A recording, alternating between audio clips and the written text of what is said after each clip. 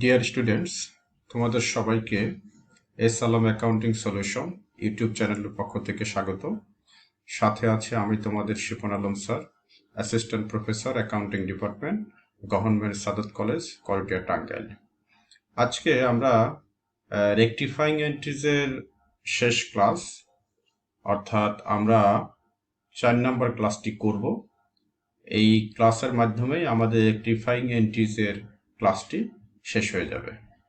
তো আমরা আগের 3টা ক্লাসে আমরা বেশ কিছু রেকটিফাইং এন্ট্রিজ দেখেছিলাম। আজকে আমরা এই 17 নাম্বার এন্ট্রি থেকে আমরা শুরু করব। তো আমি তোমাদের বলেছি যে আমরা যখন রেকটিফাইং এন্ট্রি করব, ভুল সংশোধনী দাখিলা করব, তখন আমরা এরকম খসড়া 3টা কলাম যদি করে আমরা যদি খসড়া এন্ট্রি কি হবে সেটি যদি করি তাহলে সহজ হয়। প্রথমে আমাদের রাইট এন্ট্রি কি হওয়া উচিত ছিল সেইটা, তারপরে রং এন্ট্রি আমরা কি লিখেছি, তারপরে হচ্ছে এই দুইটার সমন্বয়ে আমাদের এখন কারেক্টেড এন্ট্রি কি করতে হবে। যদি আমরা এইভাবে করি তাহলে আমাদের এই কারেক্টিং এন্ট্রিটা করা সহজ হবে এবং বোঝা সহজ হবে। তো আমরা দেখি আমাদের 17 নাম্বার। দেখো, the purchase of furniture on account for taka 9,800, অর্থাৎ 9,800 টাকা দিয়ে আমরা ধারে ফার্নিচার কিনেছি। অন অ্যাকাউন্ট মানে ধারে, পারচেজ অফ ফার্নিচার কিনেছি, 9,800 টাকার ফার্নিচার আমরা ধারে কিনেছি। কিন্তু কি করা হয়েছে, ওয়াজ ডেবিটেড টু ফার্নিচার টাকা 8,900। আমরা ফার্নিচার কিনলাম 9,800, কিন্তু আমরা ফার্নিচার ডেবিট করেছি 8,900, অর্থাৎ আমরা কম টাকা লিখেছি। And creditor to accounts payable, এবং একইভাবে অ্যাকাউন্টস পেয়েবলেও আমরা 8,900 টাকা কম লিখেছি। অর্থাৎ ডেবিট এবং ক্রেডিট উভয় দিকেই আমরা 900 টাকা কম লিখেছি। আমার লেখার কথা ছিল 9,800 আর আমরা লিখেছি 8,900, অর্থাৎ 900 টাকা আমরা কম লিখেছি। তাহলে ডেবিট ক্রেডিট উভয় দিকেই আমাদের 900 টাকা দ্বারা বৃদ্ধি করতে হবে। দেখি 17 নম্বরের খসড়া আমরা কি করেছি।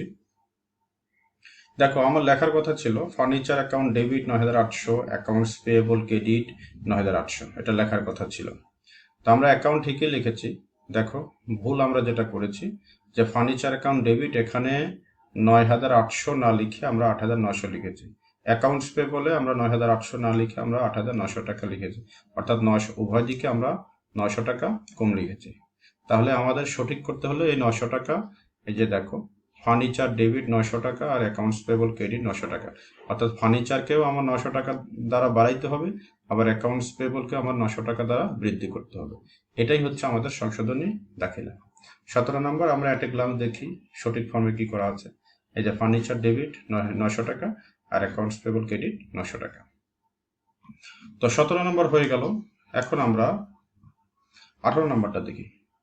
এ sale of old plant amounting to taka 1,000 was passed through the sales book, অর্থাৎ 1,000 টাকার ওল্ড প্লান্ট যেটা আমরা সেল করেছি সেটা আমার কি করা হয়েছে, সেলস বুকে দেখানো হয়েছে। সেলস বুক মানে যে বইতে আমরা ধারে বিক্রয় সংক্রান্ত লেনদেনগুলো লিখি, এবং ধারে বিক্রয় বলতে পণ্য ধারে বিক্রয়, এখানে সম্পদ ধারে বিক্রয় না, কিন্তু আমরা এই কাজটাই করেছি। আমরা সম্পদ বিক্রি করেছি, কিন্তু আমরা এটা পণ্যের বইতে সেলস বুকে আমরা লিখছি।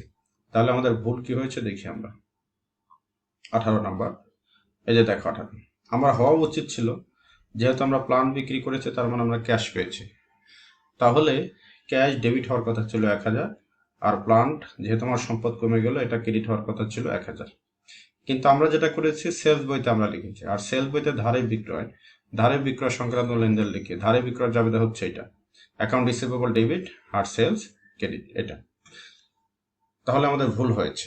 তো আমাদের ভুল শুদ্ধ করতে হলে আমরা বলেছি যে যেটা আমার সঠিক হওয়ার কথা ছিল সেটা আগে লিখতে হবে, অর্থাৎ এইটা আমাকে আগে লিখতে হবে।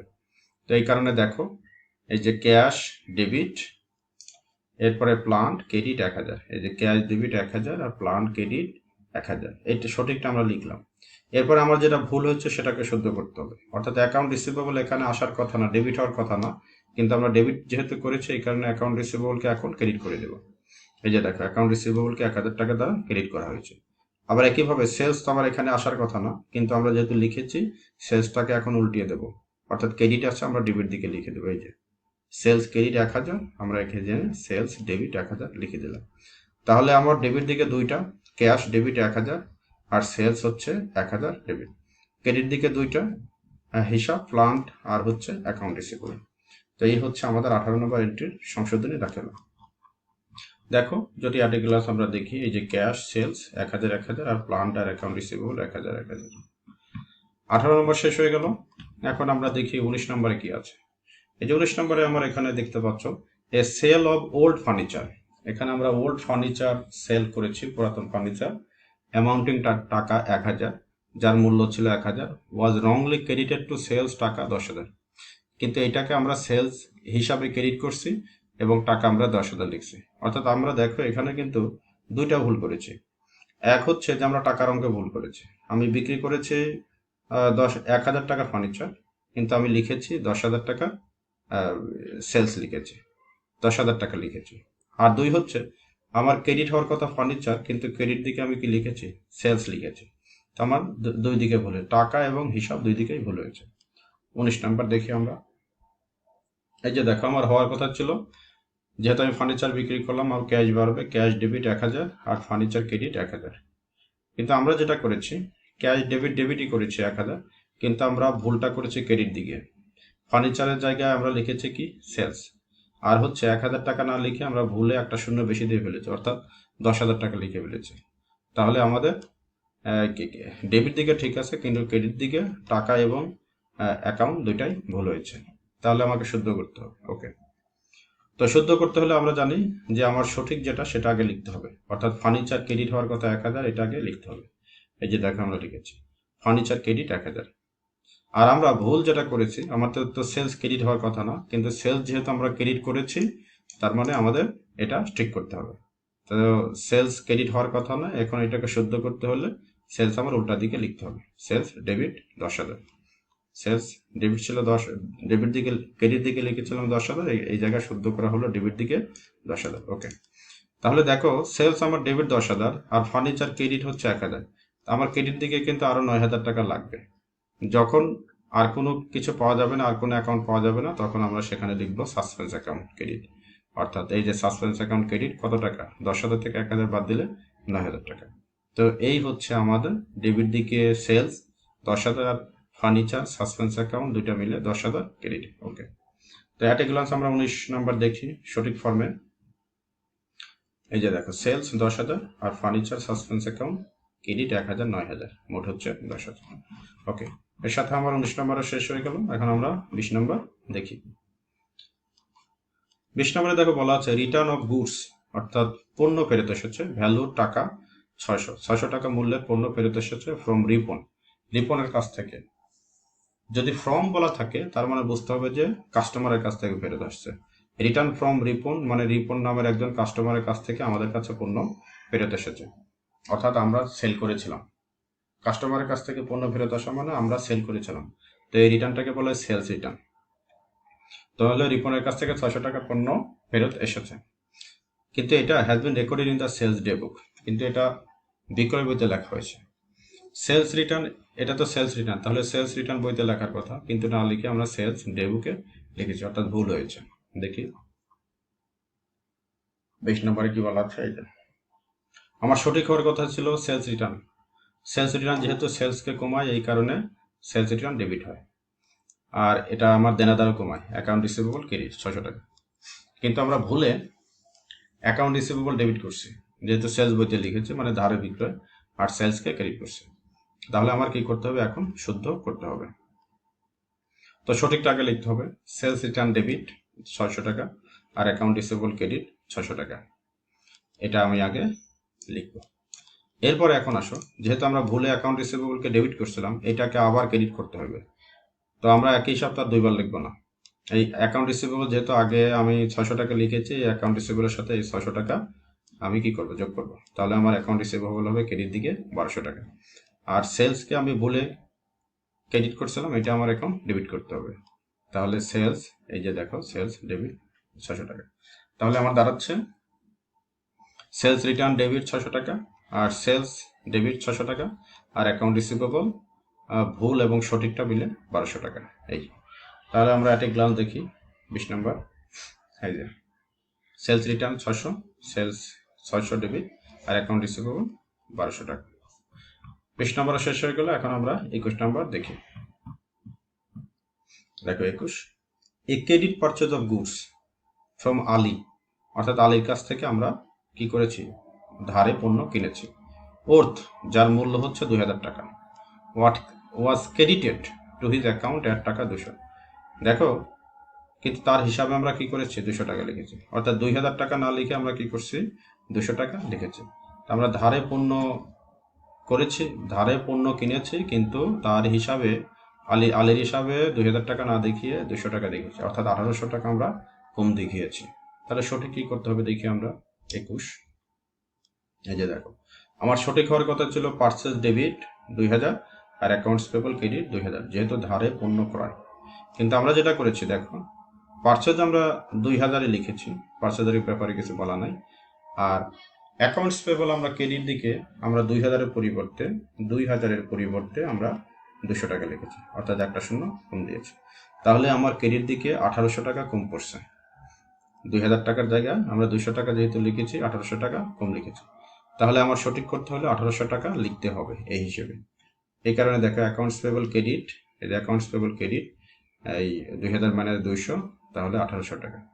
তো আমার যেহেতু ডেবিট দিকে কোনো কিছু পাওয়া যাচ্ছে না, এই কারণে ডেবিট দিকে আমরা লিখবো সাসপেন্স অ্যাকাউন্ট, অর্থাৎ এটা একদিকের ভুল, শুধু ক্রেডিট দিকে ভুল হয়েছে। এই কারণে ডেবিট দিকে আমরা কি করবো, সাসপেন্স অ্যাকাউন্ট লিখে দেবো। আমরা অ্যাট এ গ্লান্স দেখি 21 নম্বরে। এই যে দেখো, সাসপেন্স অ্যাকাউন্ট 1800 আর অ্যাকাউন্টস পেয়েবল হচ্ছে 1800।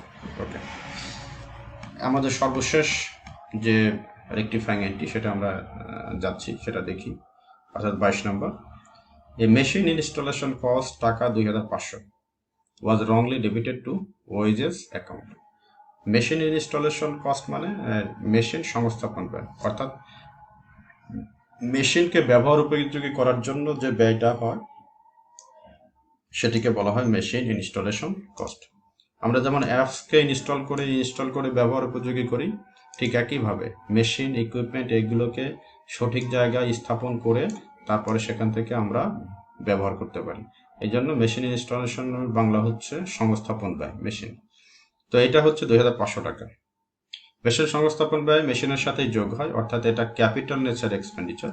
কিন্তু এটা এখানে দেখো ভুলে কি করা হয়েছে, was wrongly debited to wages account, এটাকে ভুলে মজুরি অ্যাকাউন্টে মজুরি হিসাবে ডেবিট করা হয়েছে, অর্থাৎ আমার ভুল হয়েছে। মেশিন না লিখে আমরা কি করছি, ওয়েজ অ্যাকাউন্টে লিখে দিয়েছি, ভুল হয়ে গেছে।